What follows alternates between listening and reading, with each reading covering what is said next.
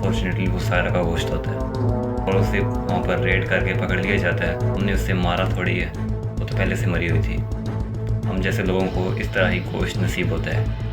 उन्होंने पूरी पंजाब पुलिस को इस बारे में इतला दे दी और उन्हें आगाह कर दिया कि जब ये शख्स तुम्हें नज़र आए तो उसे पकड़ लो, वरना अगर भागने की कोशिश करे तो इसे वहाँ पर ही इनकाउंटर कर दो इसका। तो सायरा परवीन के बारे में इंटरनेट पर ज़्यादा कुछ डिटेल्स अवेलेबल तो नहीं है, लेकिन मुझे सर्च करने के बाद जितना कुछ पता चला उतना शेयर करूँगा आपके साथ में।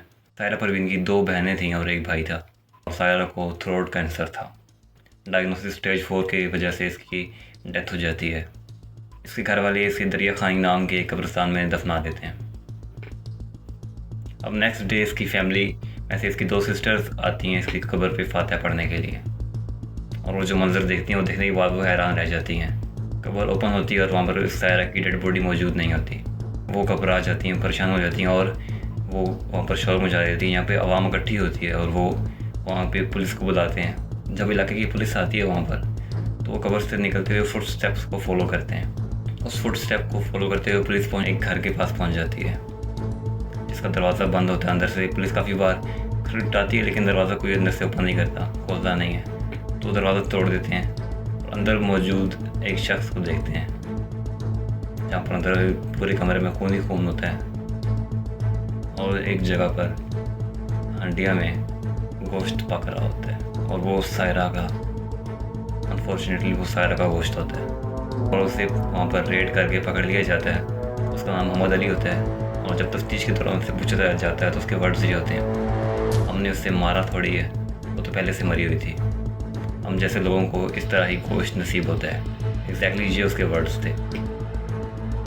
अब जब पुलिस मज़ीद तफ्तीश करती है तो उन्हें पता चलता है ये सिर्फ एक शख्स था, इसके साथ इसका एक भाई भी था।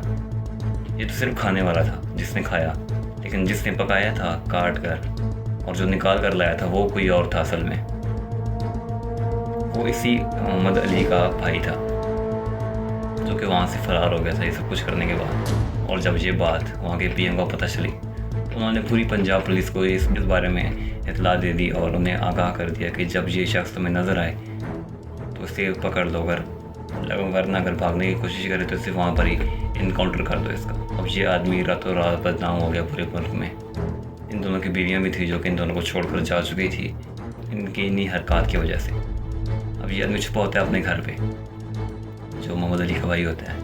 ये कॉल करते हैं अपने ब्रदर इन लॉ को, वो उससे हेल्प मांगता है और वो कहते हैं मैं तुम्हारी हेल्प करूँगा।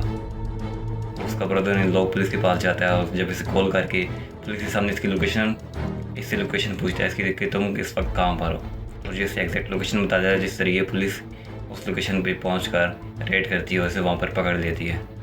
पाकिस्तान कानून में कोई ऐसा लॉ था नहीं जिसकी वजह से इनको कोई ज़्यादा सज़ा मिल सकती, क्योंकि आज से पहले ऐसा कोई वाक़या पेश नहीं आया था।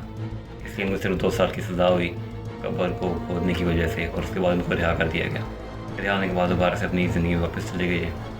वहाँ के इलाके के लोगों को इनके घर से एक दिन काफ़ी ज़्यादा बदबू आती है और जब वो जाकर देखते हैं तो वहाँ पर एक बच्चे का इनको सर मिलता है।